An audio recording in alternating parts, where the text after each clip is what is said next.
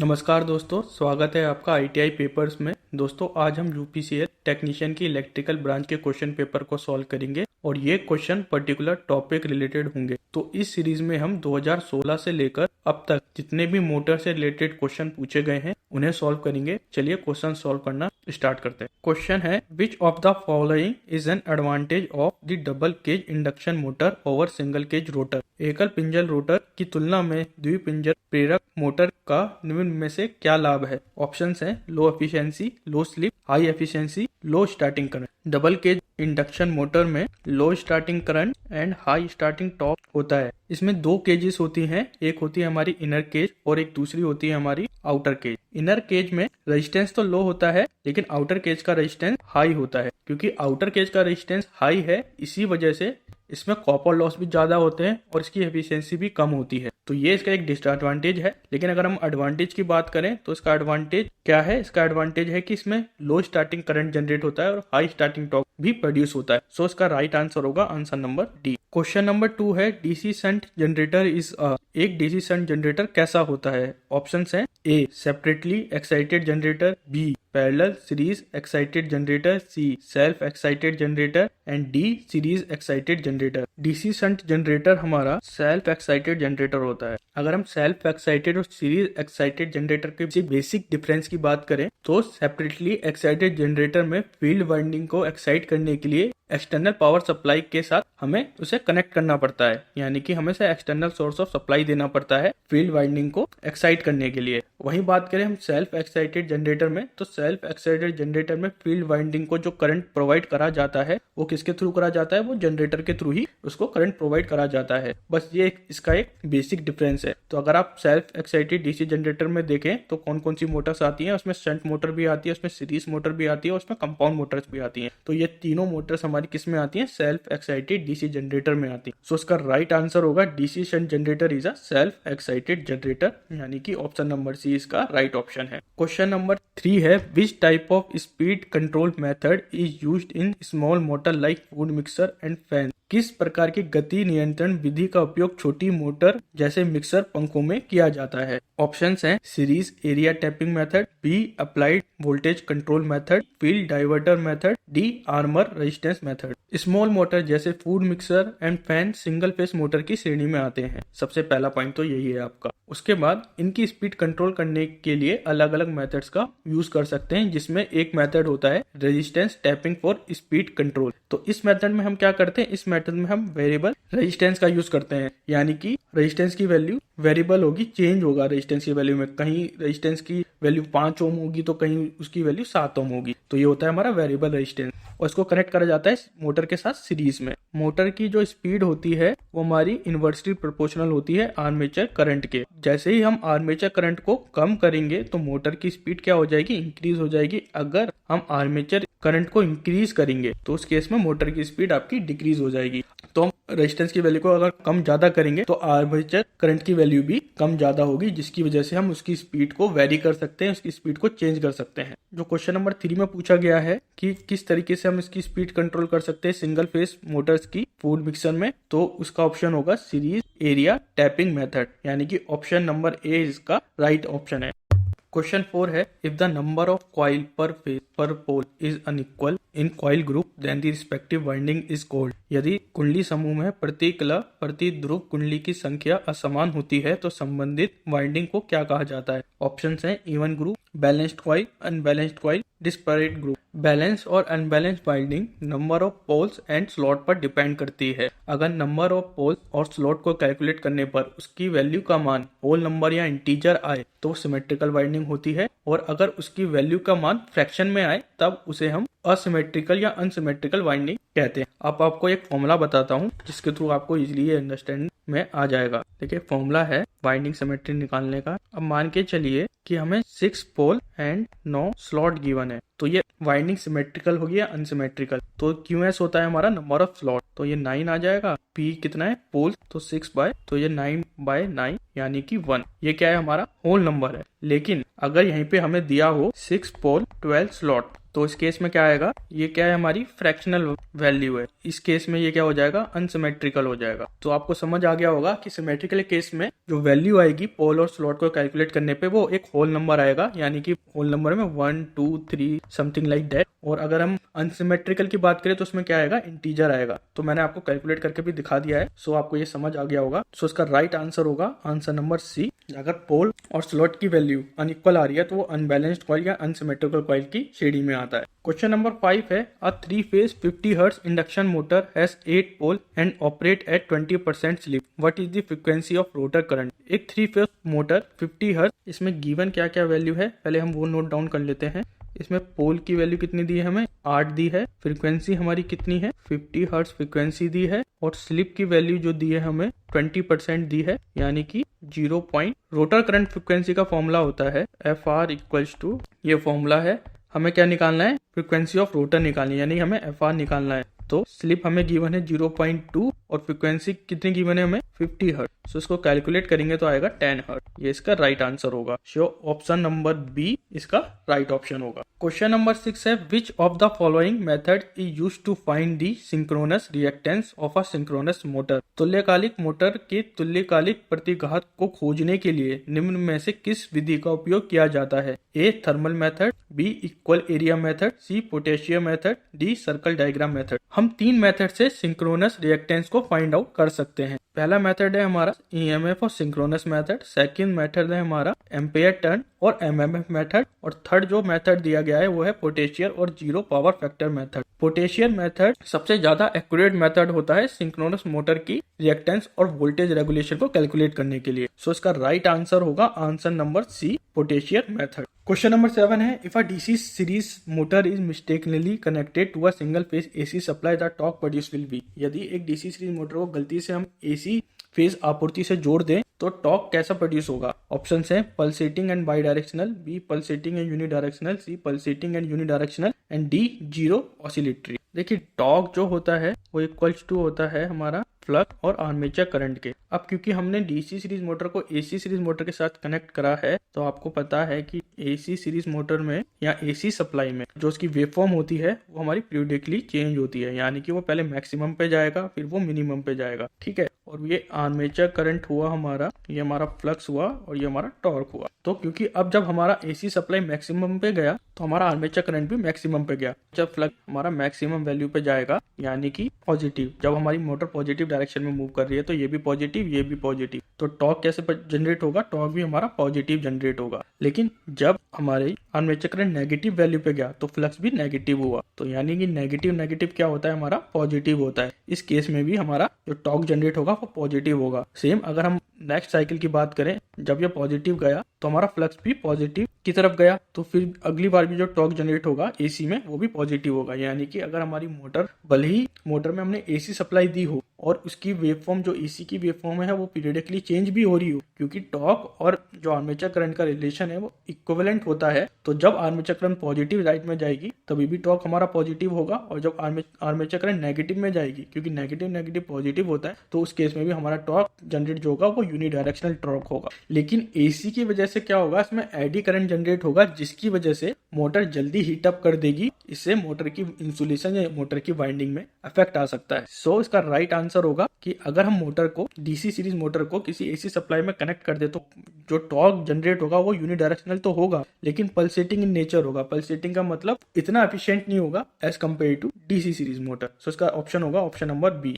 Question number 8 है, if the machine has 4 pole 22 slots and 6 coil slots, what will be the value of coil span for a lap winding DC machine. यदि machine में 4 ध्रुव 22 slot और 6 coil slot हैं तो lap winding DC machine के लिए coil span का मान क्या होगा। ऑप्शन है 6 स्लॉट, 5 स्लॉट, सी 3 स्लॉट, डी 2 स्लॉट। हमें गिवन है नंबर ऑफ स्लॉट कितने गिवन है हमें 22, तो स्लॉट पर पोल कितना होगा 22 divided by number of pole which is equals to 4 poles है यहाँ पे, तो ये हो जाएगा हमारा 5.5। जो इसका राउंड ऑफ करके आएगा वो एग्जैक्ट आएगा आपका 5। कॉइल स्पैन कितना हो गया हमारा 5 का हमारा कॉइल स्पैन हो गया, यानी कि पहली जो कॉइल का पहला स्लॉट है, एक साइड का जो स्लॉट है वो हमारा फर्स्ट पे आएगा और जो नेक्स्ट स्लॉट है इसका कॉइल का वो हमारा 5th पोजीशन पे आएगा। ये फर्स्ट पोजीशन पे आएगा और ये 5th पोजीशन पे आएगा, इसका मतलब ये हुआ 5 स्लॉट का मतलब। सो इसका राइट आंसर होगा answer number B. Question number 8 है, in a 3 phase induction motor squirrel cage rotor, 3 कला प्रेरण मोटर की पिंजरी रोटर होता है। A winding are kept open for flexible connection, B winding are placed in the slot of the rotor core, C solid bar of conducting material are placed in rotor slot and shorted through end rings on each side,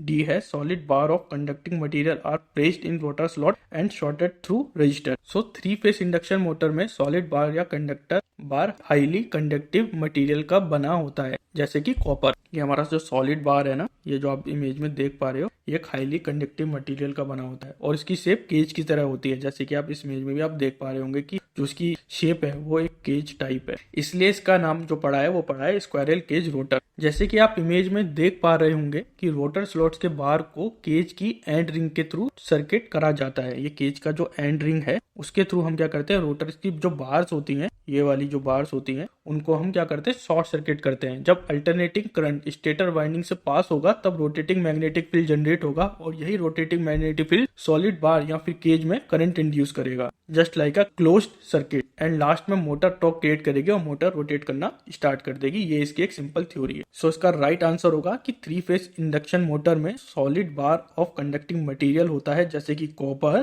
and इसको place करा जाता है rotor slots में और इसको short किया जाता है एंड रिंग के थ्रू। सो ऑप्शन नंबर सी इसका राइट ऑप्शन होगा। क्वेश्चन नंबर 9 है, the speed of 3 phase induction motor can be controlled by. Induction motor की स्पीड को 3 फेस इंडक्शन मोटर की स्पीड को किस तरह से नियंत्रित कर सकते हैं? ऑप्शन है reactive power control, B temperature control, C moisture control, D armature voltage control. हम 3 फेस इंडक्शन मोटर को या तो हम स्टेटर साइड से हम इसको कंट्रोल कर सकते हैं या फिर रोटर साइड से कंट्रोल कर सकते हैं। अगर बात करें हम स्टेटर साइड की, तो इंडक्शन मोटर को 3 तरीके से कंट्रोल करा जा सकता है। ये हम स्टेटर की बात कर रहे हैं, स्टेटर साइड की। पहला मेथड है अप्लाइड वोल्टेज कंट्रोल, दूसरा मेथड है अप्लाइड फ्रीक्वेंसी, एंड जो थर्ड मेथड है नंबर ऑफ स्टेटर पोल को चेंज करके भी इसकी स्पीड को कम या ज्यादा कर सकते हैं। इंडक्शन मोटर का जो टॉर्क होता है वो वोल्टेज के डायरेक्टली प्रोपोर्शनल होता है और स्लिप के इनवर्सली प्रोपोर्शनल होता है। यानी कि जो टॉर्क जो जनरेट होगा इंडक्शन मोटर में वो डायरेक्ट प्रोपोर्शनल किसके है, वोल्टेज के है। ये डायरेक्टली प्रोपोर्शनल होता है। अगर आप वोल्टेज को कम करेंगे तो टॉर्क भी कम हो जाएगा, ठीक है। अगर हमने वोल्टेज कम करा है तो ऑब्वियसली बात है हमारा टॉर्क भी कम हो जाएगा। सो ये एक मेथड होता है अप्लाई वोल्टेज कंट्रोल में, जिसमें हम करते हैं वोल्टेज को कम या ज्यादा करके हम क्या कर रहे हैं, हम बेसिकली हम टॉर्क की वैल्यू को बढ़ा या घटा रहे हैं। सो इसका राइट आंसर होगा the speed of 3 phase induction motor can be controlled by armature voltage control method. Question number 10 है, what is the percentage change in voltage from no load to rated voltage with respect to the rated voltage of the alternator. प्रत्यावर्ती के rated voltage के संबंध में बिना load वाले voltage से rated voltage में प्रतिशत परिवर्तन को क्या कहा जाता है? ऑप्शन है voltage regulation, B electro power regulation, C electro current regulation, D है फ्रीक्वेंसी रेगुलेशन। देखिए, जब हम फुल लोड वैल्यू को घटाकर 0 कर दें और अल्टरनेटर की स्पीड और फील्ड करंट की वैल्यू को कांस्टेंट रखें, तब अल्टरनेटर के टर्मिनल वोल्टेज में क्या चेंजेस आते हैं, इस कंडीशन को हम क्या कहते हैं, वोल्टेज रेगुलेशन कहते हैं। इसका फॉर्मूला होता है एक सिंपल, वोल्टेज रेगुलेशन का फॉर्मूला है EA minus upon V multiply by 100। ये इसके वोल्टेज रेगुलेशन का फॉर्मूला है, जिसमें EA क्या होता है, हमारा मैग्नीट्यूड ऑफ जनरेटेड वोल्टेज, कितना वोल्टेज जनरेट हुआ, और V इसमें क्या है, magnitude of full load terminal voltage. So जो क्वेश्चन में पूछा गया है what is the percentage change in voltage from no load to rated voltage, क्या होगा, ये होगा हमारा voltage regulation. Option number A इसका राइट ऑप्शन होगा। और ये सारे क्वेश्चन पूछे गए आपके 2021 की शिफ्ट में, शिफ्ट नंबर 1 में पूछे गए। क्वेश्चन नंबर 11 है, the reason for crawling in induction motor is. Induction motor में क्रॉलिंग किस कारण होती है? ऑप्शन है poor design, harmonic, high load, low voltage supply. Crawling जो होती है इंडक्शन मोटर में वो हार्मोनिक की वजह से डेवलप होती है, ठीक है। क्रॉलिंग की कंडीशन में स्क्वायरल केज रोटर अपनी सिंक्रोनस स्पीड के लगभग 1/7 यानी कि 7वें भाग पर रोटेट करती है, यानी इंडक्शन मोटर अपनी नॉर्मल स्पीड से काफी स्लो रोटेट करती है। इस कंडीशन को हम क्या कहते हैं, इस कंडीशन को कहते हैं हम क्रॉलिंग इंडक्शन मोटर। देखिए, जैसे कि आप यहाँ पे देख पा रहे हैं कि जो मोटर है ना, वो आपकी जो स्पीड है, जो आपकी नॉर्मल स्पीड से इसके 1/7वें भाग पे ही रोटेट कर पाती है। इस कंडीशन को हम क्रॉलिंग कहते हैं। सो इसका राइट आंसर होगा कि the reason for crawling in induction motor क्या होती है, हार्मोनिक की वजह से ही क्रॉलिंग इंडक्शन मोटर में जनरेट होती है। ऑप्शन नंबर बी इसका राइट ऑप्शन होगा। क्वेश्चन नंबर 11 है, which of the following is an instrument used to detect the phase difference between two alternator connected in parallel. समांतर क्रम में जुड़े दो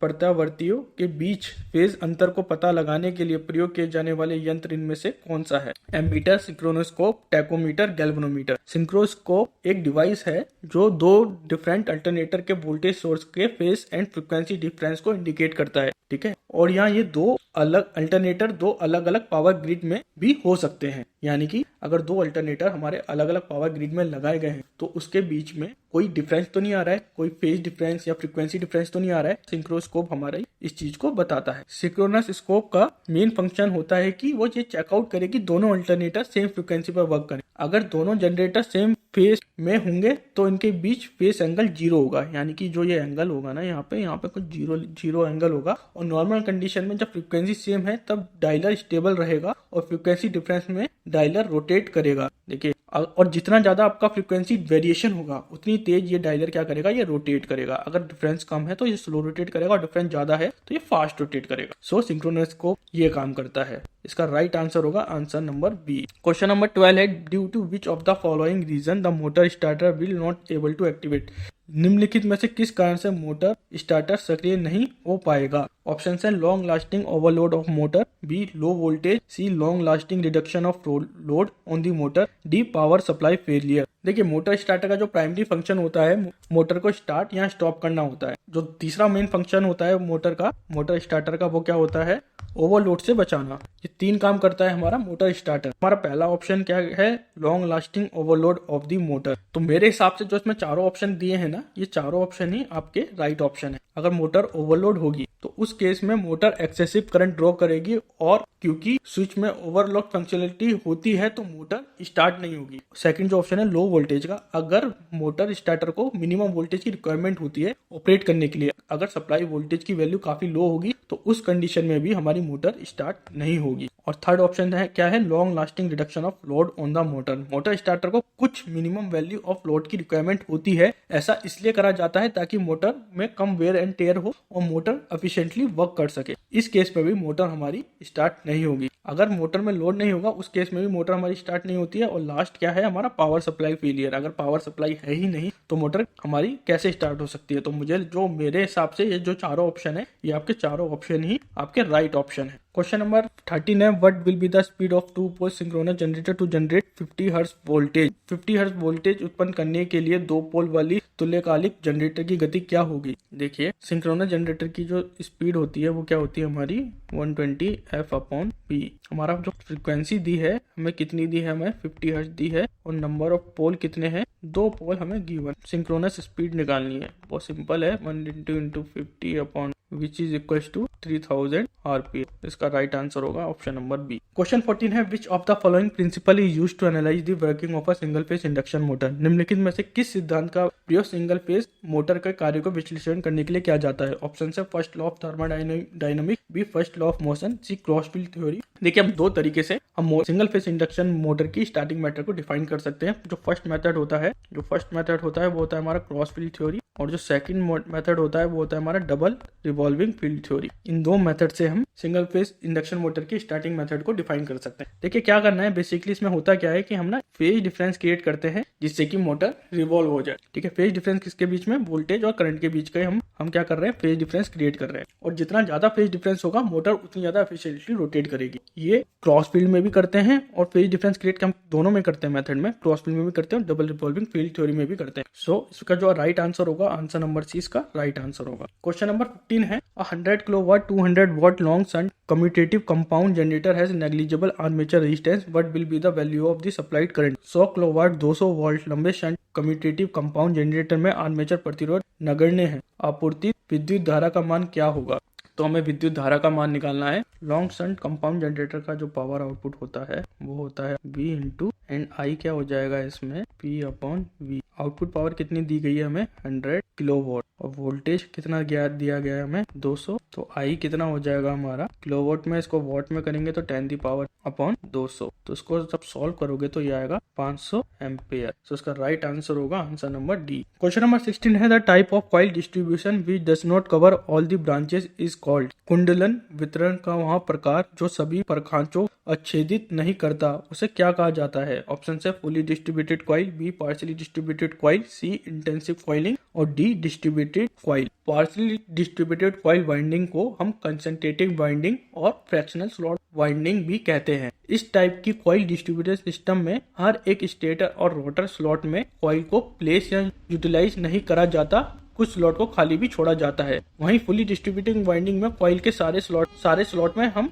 उसको प्लेस कर देते हैं। कॉइल्स को हम सारे स्लॉट में प्लेस करते हैं फुली में, और पार्शियली में क्या करते हैं, कुछ स्लॉट्स को हम खाली छोड़ देते हैं। सो उसमें क्या लिखा है कि विच does not cover all the branches. अगर पूरी ब्रांचेस कवर नहीं कर रही है तो वो क्या होगी, partially distributed coil. Option number B इसका राइट ऑप्शन होगा। क्वेश्चन नंबर 17 है ना, 3 phase induction motor if the slip value is 1 the rotor. किसी 3 फेज इंडक्शन मोटर में यदि संपन्न का मान 1 है तो rotor running at synchronous speed, B the temporarily oscillation is in the system, C slip is moving with the speed of frequency, D is in block state. जब 3 phase induction motor की rotor stand still या block रहेगी उस case में slip की value क्या होगी, हमारी उस केस में स्लिप की वैल्यू 1 होगी। और जो स्लिप होता है वो किसके इक्वल होता है, सिंक्रोनस स्पीड और रोटर स्पीड के बीच का डिफरेंस क्या होता है, स्लिप होता है। और जब रोटर ब्लॉक स्टेट में रहेगी उस केस में स्लिप की वैल्यू क्या रहेगी, 0 रहेगी। सो आप डायग्राम में देख सकते हैं, जब स्लिप की वैल्यू 1 है तो ये हमारा क्या है, ब्रेक रीजन है। और जब स्लिप 0 हो गया है तो उस केस में क्या हो रहा है, हमारा जनरेटिंग रीजन हो रहा है। और ये 1 और 0 के बीच में क्या आता है, हमारा मोटरिंग रीजन। तो ये इसकी कैरेक्टरिस्टिक्स होती है इंडक्शन मोटर की। सो इसका राइट आंसर होगा, अगर स्लिप की वैल्यू 1 है तो किस कंडीशन में है, वो ब्लॉक कंडीशन में है। ऑप्शन नंबर डी इसका राइट ऑप्शन। क्वेश्चन नंबर 18 है, which of the following is not a condition for parallel operation of DC generator. निम्नलिखित में से कौन सी डीसी जनरेटर के समांतर संचालन के लिए आवश्यक शर्त नहीं है?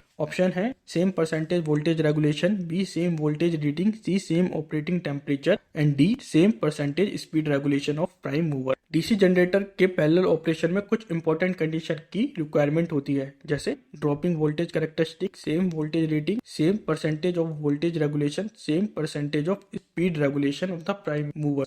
Same operating temperature essential condition में नहीं आता है for parallel operation of DC generator. So इसका राइट आंसर होगा आंसर नंबर। क्वेश्चन नंबर 19 है, और 220 watt 6 pole 50 hertz single winding single phase induction motor run at 97% of the synchronous speed. What is the value of 220 volt 6 ध्रुव 50 hertz वाला एकल कुंडलन एकल प्रेरण motor 97% की तुल्यकालिक गति पर चलता है, तो स्लिप एस का मान क्या होगा? देखिए सबसे पहले हम देख लेते हैं कि हमें गिवन वैल्यू क्या क्या है। तो हमें गिवन जो वैल्यूज हैं उसमें पोल कितना दिया है 6 और जो फ्रीक्वेंसी दी है हमें वो कितनी दी है 50 हर्ट्ज। ठीक है, तो हम पहले सिंक्रोनस स्पीड निकाल लेते हैं। सिंक्रोनस स्पीड कितनी हो जाएगी 120 into 6 which is equal to 1000 RPM. तो ये हमारी एनएस की वैल्यू निकल गई। ठीक है, और दूसरी चीज क्या बोलिए, जो हमारी इंडक्शन मोटर की जो रोटर स्पीड है वो क्या है 97% ऑफ सिंक्रोनस स्पीड पर रन कर रही है। तो ये अगर हम रोटर स्पीड निकालें, सिंक्रोनस स्पीड तो हम निकाल चुके हैं कि 1000 है, तो 97% ऑफ 1000 हमें निकालना है बेसिकली। तो ये कितना हो जाएगा हमारा 1000 into 97% of 100 which is equal to 970 RPM. अब क्या है, अब बहुत सिंपल है, स्लिप हमें निकालनी है। स्लिप क्या होता है, बेसिक डिफरेंस होता है सिंक्रोनस स्पीड और रोटर स्पीड का। तो सिंक्रोनस स्पीड हमें 1000 गिवन है, हमने अभी निकाली है 970, तो स्लिप कितना आ गया 0.03। सो इसका राइट आंसर होगा option number B. Question number 20 है, in a DC machine the main pole structure is provided at. किसी डीसी मशीन में मुख्य ध्रुव संरचना किस पर प्रदान की जाती है? ऑप्शन है in series with rotor, on the stator, on the rotor, यहाँ डी है option in series with stator. DC machine में मेन पोल स्ट्रक्चर जो प्रोवाइड करा जाता है वो स्टेटर साइड में प्लेस करा जाता है। जैसे कि आप डायग्राम में देख सकते हैं, स्टेटर में पोल्स के पेयर अटैच है। ये स्टेटर है और इसमें पोल्स के जो पेयर हैं, ये पोल, ये पोल, ये पोल, ये पोल, ये एक साथ अटैच है। योक डीसी मशीन की आउटसाइड केसिंग होती है। योक जो है ये आउटसाइड केसिंग है डीसी मशीन की। पोल शूज हमेशा योक के साथ अटैच रहते हैं। आप डायग्राम में आप देख सकते हैं, जैसे ये हमारा पोल है और ये हमारा पोल शू है, ये किसके साथ अटैच है, ये हमारे योक के साथ अटैच रहते हैं। अगर बात करें हम आर्मेचर कोर की, तो ये डीसी मशीन के रोटर का पार्ट है जिसमें आर्मेचर वाइंडिंग प्रेजेंट होती है। अब हमसे क्वेश्चन में क्या पूछा गया था, हमसे पूछा गया था मेन पोल स्ट्रक्चर कहाँ प्रोवाइड करा जाता है। मेन पोल जो स्ट्रक्चर होता है वो प्रोवाइड करा जाता है स्टेटर साइड में। उसको होल्ड अप कौन करता है, इसको योक जो स्टेटर का हिस्सा है उसको होल्ड करके रखता है। तो ऑप्शन नंबर बी इसका राइट ऑप्शन होगा। क्वेश्चन नंबर 21 है, which of the following is an correct connection in the commutator pitch winding. Commutator pitch winding का सही संबंध क्या है? A number of commutator segment is less than number of armature coil, number of commutator segment plus number of armature coil equals to 0, number of commutator segment equals to number of armature coil, number of commutator segments is greater than number of armature coil। दो commutator खंडों के बीच की दूरी जिससे coil के दोनों सिरे जुड़े हुए हों कम्यूटेटर पिच कहलाती है, जैसे कि आप डायग्राम में भी इसे देख सकते हैं। कॉइल का एक साइड कम्यूटेटर सेगमेंट 1 से जुड़ा हुआ है और दूसरा साइड जो है वो कम्यूटेटर सेगमेंट 2 से जुड़ा हुआ है, तो इसका जो कम्यूटेटर पिच होगा YC वो कितना होगा, 1 होगा। अब आप दूसरी इमेज देखेंगे हम, उसमें कॉइल का एक जो सेगमेंट है वो कम्यूटेटर 1 से जुड़ा हुआ है और जो दूसरा सेगमेंट है वो कम्यूटेटर 8 से जुड़ा हुआ है। इसलिए जो कॉइल द्वारा जो कम्यूटेटर सेगमेंट की संख्या होगी वो कितनी होगी, 8 - 1 = 7। चूंकि प्रत्येक कॉइल के 2 सिरे होते हैं और प्रत्येक कम्यूटेटर सेगमेंट में 2 कॉइल कनेक्शन जुड़े होते हैं, इसलिए आर्मेचर कॉइल की संख्या इक्वल होती है कम्यूटेटर सेगमेंट की संख्या के, यानी कि जितने कम्यूटेटर सेगमेंट होंगे उतने ही हमारी आर्मेचर कॉइल होगी। सो ऑप्शन नंबर जो सी है इसका number of commutator segment equal to number of armature coil, ये इसका राइट ऑप्शन। ये फिर से देखिए क्वेश्चन थोड़ा सा रिपीट होके आया है, हम ये पहले कर चुके हैं। क्वेश्चन नंबर 22 है, in a double cage induction motor if one of the cage has a low resistance and high leakage reactance then दोहरे पिंजर प्रेरण मोटर में यदि पिंजरों में से एक कम प्रतिरोध और उच्च दिशा प्रतिक्रिया, it can be both, it is neither inner nor outer, it is inner cage, it is outer cage. Double cage induction motor में 2 लेयर होती हैं, एक आउटर केज होती है हमारी और एक इनर केज होती है। आउटर केज लेयर का क्रॉस सेक्शन एरिया जो होता है छोटा होता है और इस लेयर को हाई रेजिस्टेंस मटेरियल से बनाया जाता है, जैसे ब्रास और ब्रॉन्ज लेयर से। इसका एक बेसिक डिफरेंस देख लेते हैं आउटर लेयर और इनर लेयर का। आउटर लेयर का क्रॉस सेक्शन छोटा होता है और इसका रेजिस्टेंस हाई होता है और ये किस मटेरियल से बना होता है, ब्रॉन्ज जैसे मटेरियल से इसको बनाया जाता है। ये लेयर एयर गैप के पास होती है, मैं आउटर लेयर की बात कर रहा हूँ। आउटर लेयर एयर गैप के पास होती है, इसमें इसका रेजिस्टेंस क्या होता है, हाई होता है और रिएक्टेंस क्या होता है, लो होता है। वहीं हम इनर लेयर की बात करें तो इसका क्रॉस सेक्शन एरिया लार्ज होता है और इसका रेजिस्टेंस लो होता है और उसको किस मटेरियल से बनाया जाता है, कॉपर से बनाया जाता है इसे। अब क्योंकि ये रोटर के अंदर यानी कि डीप में प्रेजेंट होती है ये वाली लेयर, तो इसका जो लीकेज फ्लक्स होगा वो ज्यादा होगा और इसका रेजिस्टेंस लो होगा और रिएक्टेंस क्या होगा, इसका हाई होगा। सेम आपको इस डायग्राम में भी दर्शाया गया है। ये आउटर केज जो है वो एयर गैप के पास है और जो इनर केज है वो एयर गैप के काफी दूर है। तो एयर गैप के जो पास वाला है उसका रेजिस्टेंस हाई है और रिएक्टेंस कम है, लेकिन क्योंकि जो एयर गैप से दूर है तो इसका लीकेज रिएक्टेंस ज्यादा है तो इसका रेजिस्टेंस कम है। जब हम मोटर को स्टार्ट करते हैं तो इनर केज के हाई इम्पीडेंस के कारण ज्यादातर करंट आउटर केज में फ्लो हो जाता है और आउटर केज का रेजिस्टेंस हाई होता है। इसकी वजह से इसमें क्या जनरेट होता है, इसमें हाई टॉर्क जनरेट होता है और लो करंट जनरेट होता है। इंडक्शन मोटर में क्या पूछा गया था कि लो रेजिस्टेंस किस केस में होगा, लो रेजिस्टेंस हमारा इनर केज के केस में लो रेजिस्टेंस होगा। सो ऑप्शन नंबर सी इसका राइट ऑप्शन। क्वेश्चन नंबर 23 है, how can direction of 3 phase induction motor can be reverse. 3 phase induction motor की गति की दिशा कैसे उल्टी की जा सकती है। 3 फेज इंडक्शन मोटर में अगर हम किसी भी 2 फेज को स्वैप कर दें या बदल दें तो उस कंडीशन में मोटर की डायरेक्शन चेंज हो जाएगी। जैसे कि आप डायग्राम में देख सकते हैं, हमने क्या करा है, लाइन जो पहला कनेक्शन देखते हैं लाइन A B C थी, अब हमने क्या करा है, लाइन A को T2 में पोजीशन में डाल दिया है और लाइन B को हमने T1 पोजीशन में डाल दिया। हमने यानी कि 2 फेज को स्वैप कर दिया है। जब हमने 2 फेज को स्वैप करा तो क्या हुआ,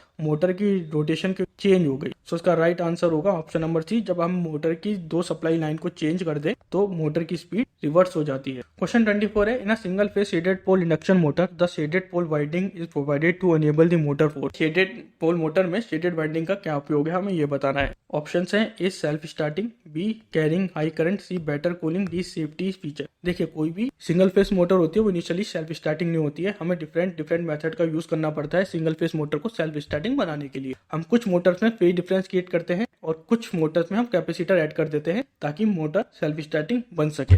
सिमिलरली शेडेड पोल मोटर में हम शेडिंग कॉइल का यूज करते हैं रोटेटिंग फ्लक्स को जनरेट करने के लिए और मोटर को सेल्फ स्टार्टिंग बनाने के लिए। सो इसका राइट आंसर होगा कि शेडेड पोल मोटर में शेडिंग कॉइल का यूज क्या होता है, शेडेड कॉइल का यूज होता है मोटर को सेल्फ स्टार्टिंग बनाने के लिए। ऑप्शन नंबर ए इसका राइट ऑप्शन होगा।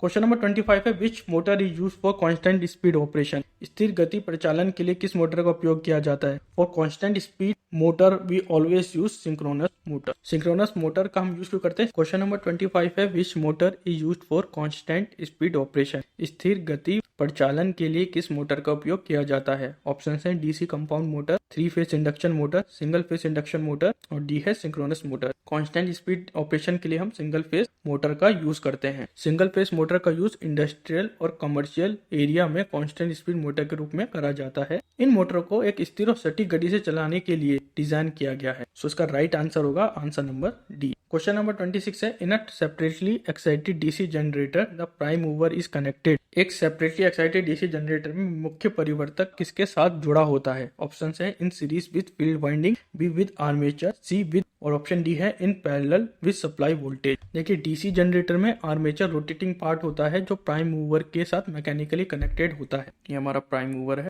ओके, प्राइम मूवर आर्मेचर को घुमाने के लिए आवश्यक यांत्रिक ऊर्जा, मैकेनिकल ऊर्जा को प्रदान करता है। जो डीसी जनरेटर है किसके साथ कनेक्ट होता है? आर्मेचर के साथ कनेक्ट होता है, जैसे कि आपने डायग्राम में भी अभी देखा है। सो ऑप्शन नंबर 20 का राइट ऑप्शन होगा। क्वेश्चन नंबर 27 है, which of the following motor can run on both AC and DC supply. वहाँ मोटर जो एसी के साथ साथ डीसी की आपूर्ति भी चल सकती है, उसे क्या कहा जाता है? ऑप्शंस हैं universal motor, B induction motor, C DC motor, synchronous motor. देखिए इंडक्शन मोटर हमारी एसी सोर्स पे काम करती है खाली, डीसी मोटर हमारी डीसी सोर्स पे काम करती है, सिंक्रोनस मोटर भी हमारी एसी सोर्स पे काम करती है। और इसको पर एक्साइट करने के लिए हमें डीसी सोर्स की जरूरत होती है, केवल एक्साइट करने के लिए। लेकिन रोटेट किस पे करेगी? एसी सोर्स पे ही रोटेट करेगी। लेकिन यूनिवर्सल मोटर ऐसी है कि वो रोटेट दोनों कंडीशन पे हो सकती है, दोनों सप्लाई पे हो सकती है, एसी सप्लाई पे भी हो सकती है, डीसी सप्लाई पे भी हो सकती है। यूनिवर्सल मोटर एसी और डीसी सोर्स दोनों पे चल सकती है। यूनिवर्सल मोटर के और भी कई सारे एडवांटेज हैं कि ये हाई स्पीड मोटर होती है। ये मिक्सर, ग्राइंडर जैसे इक्विपमेंट में भी बहुत ज्यादा यूज होती है। बेसिकली हाउस होल्ड पर्पस के लिए बहुत अच्छी मोटर कही जाती है। सो इसका राइट आंसर होगा